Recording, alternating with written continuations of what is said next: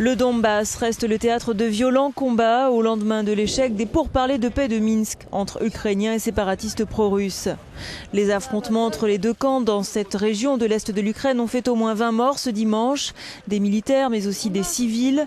La ville de Debaltseve, située entre les deux bastions séparatistes de Donetsk et de Louhansk, est particulièrement touchée. Dans cette localité de 26 000 habitants, la population est privée d'eau et d'électricité depuis plusieurs jours. Nous vivons à la frontière de la ville, explique cette femme. Ici, c'est très effrayant.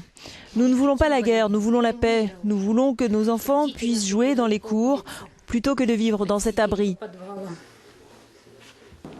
Alors que les séparatistes contrôlent des localités non loin de Debaltseve, certains de ces résidents choisissent de fuir les violences. Nombre d'entre eux se sont déjà réfugiés à Slaviansk, ville sous contrôle de Kiev. Le président ukrainien Poroshenko, la chancelière allemande Merkel et François Hollande ont appelé ensemble à un cessez-le-feu immédiat dans l'est de l'Ukraine, où les combats se sont intensifiés ces 2 dernières semaines.